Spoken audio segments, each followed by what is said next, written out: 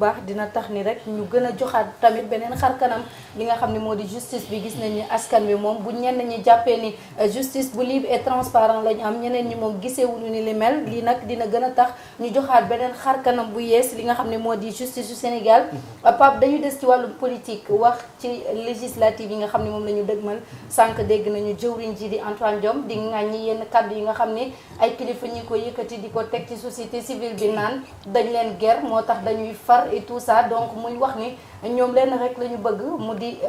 élection yoo xamante ni jàmm lay am ci biir réew mi. waaw dégg nañu ko mu génn def sorti le ministre de l'intérieur Antoine Diome, mais en même temps membre Benno Bokk Yaakaar. donc itam bu fekkee ni dégg nañ ko mu àddu on se demande ci ban casquette la àddoo. est-ce que dafa àddu ci casquette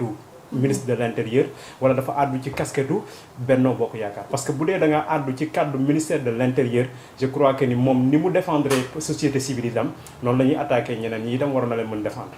mais su fekkee ni dafa tànn benn parti ci ñoom daal di leen défendre loolu déjà daf ñuy poser ay questions yoo xam ni ci ban casquette la àddoo. élection yu libre et transparente li koy njëkk a garantir ministre de l'intérieur war koo xam moom mooy il faut doo nekk juge nekk arbitre. libre et transparent mooy doo nekk juge nekk arbitre, mais moom juge la en même temps ba pare nekk acteur nekk arbitre nekk juge nekk arbitre. xam nga ñaar yooyu dafay doywaat moo tax doo ko mën a dissocier. bu boobaa dafay indi li ñuy wax le discrédit. loolu moom moo tax société civile c'est vrai que ni dégg nañu yenn kàddu yi, mais yenn kàddu yi bu ñu ko déggee nañu bàyyi xel li généraliser wuñu. buñ ne journalistes yi dañoo jeng, mais ku jengul t'as pas besoin de sortir de se défendre. parce que yow wóor na ne en homme et conscience que ni jengoo li ngay def yaa ngi koy def sa aqulaay taala. mais buñ ne société civile am na ñu ci jeng, d'ailleurs sax le discours dañu am na ñu ci jeng. ñooy dem ci plateau yi di défendre yenn yi wala di kii bu fekkee ni ña génn di tontu dañoo jàpp ni ñoom dañoo war a tontu ñoom il nous pousse à se poser la question xanaa ñoom dañoo jeng moo tax ñu fas yéene génn di tontu. donc am na loo xam ne man je l'ai dit hier pourquoi ñun ñu war a nekk ay société boo xam ni il faut kenn wala ñenn wax pour ñu ajuster suñu communication ci ñooñu. pour man am na ñu gën a priorité société civile bi xam nga lu ñu doon xaar ci ñoom man pour man li ñu doon xaar ci ñoom mooy tey ñu ngi wax ni dañoo rejeter une liste. ñoom ils étaient là parce que ñoom dañ leen tànn pour ñu superviser les opérations. ñoom lan lañ ñu wax lu ñu mën a teg suñu loxo loo xam ni ñoom xam nañ. ci ban dispositif la ñuy caytoo parrainage yi. est-ce que ñoom boobu ba tey wax nañu ci ban dispositif yan paramètres lañ koy caytoo déggu leen ñu wax ci. est-ce que ñoom ñi ñu rejeté ñoom wax nañ ci ay critères yoo xam te ne jàpp nañ ni lii dañ ko waroon rejeté wala waroon ko rejeté. déggoo leen ci irrecevabilité bi ñuy coow te ñoom ñi nekk ci processus bi est-ce que dégg nga leen ñu àddu ci bii recevable na wala recevable. déggoo leen ci ñi nga xam ne dañoo dépassé le parrainage ba ñuy wax ni ñoom waruñoo bokk dañ leen disqualifié est-ce que dégg nga leen ci déggoo leen ci. donc bu fekkee ni ñoom loolu yëpp xew ci penc bi. ñoom amuñu leen luñ ciy jël mooy nee nañu ñun kat dañuy dem di défendre parce que dañoo jege effectivement ku jege pouvoir ñu jàpp ni pouvoir dafa am lu muy loolu c'est normal supputation yi mënul ñàkk te discours rek menace ak leneen la ci yemale supputation yi mënul ñàkk ñoom nag ñooy fexe ba ku leen sédd ci gaalu xaj bu mu leen fa fekk mais génn di wax ni nañu bàyyi li ñuy wax ni ci champ politique lañ nekk bu dee loolu la ñu dem toog seen ruq ci champ politique lañ nekk kon nag ñoom li ñuy def mooy nañu fexe ba nekk à équidistance ñu fexe ba ñoom ni ñu ko waxee ni ñu ngi à équidistance bu ñuy defee ñu wax leen bu ñëwee defee nañ leen wax et je crois bien que ne tey la priorité moom mooy ñi dépassé parrainage fi mu ne nii nañ leen wax ni da ngeen dépassé parrainage loi bee ko wax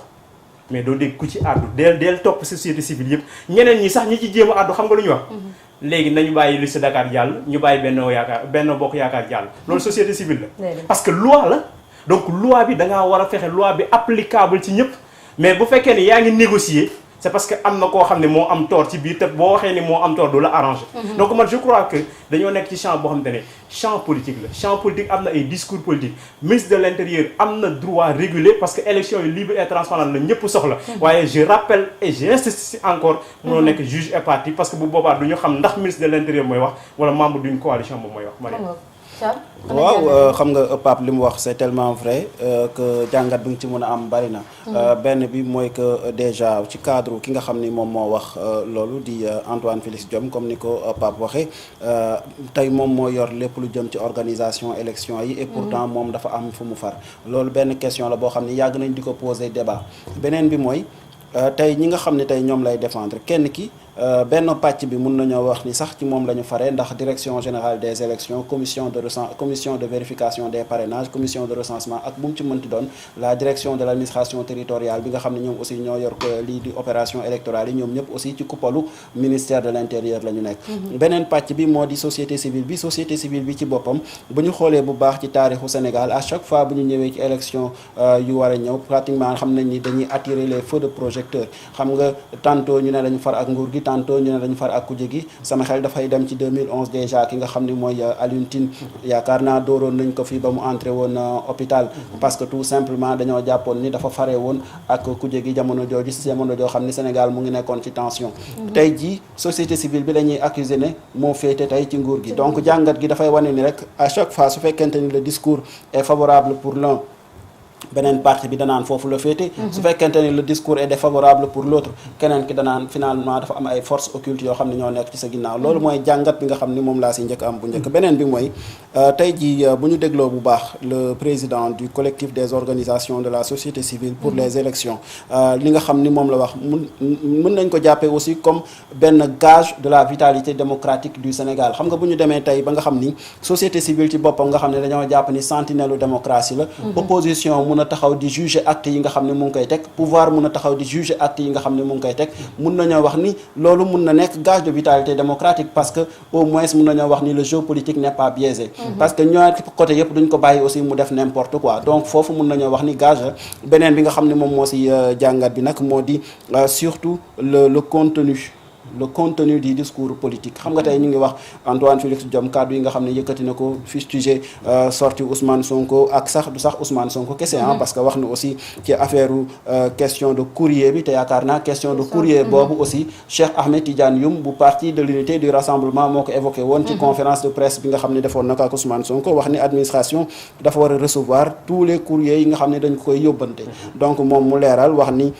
administration bi ñuy wax di direction générale des élections bokkul ak commission de vérification et de contrôle du parrainage ndax bu dee boobu noonu directeur général des élections bokkul ci màkkaan boobu donc finalement di nga xam ni ci biir discours bi aussi am na explication yoo xam ni peut-être taxaw na pour mën a leeral benn mbir même bu fekkente ni ñenn ñi mën nañ ko d'accord ñeneen ñi aussi mënuñu ko d'accord mais lu mu ci mënti am xam nañ ni c'était un discours boo xam ni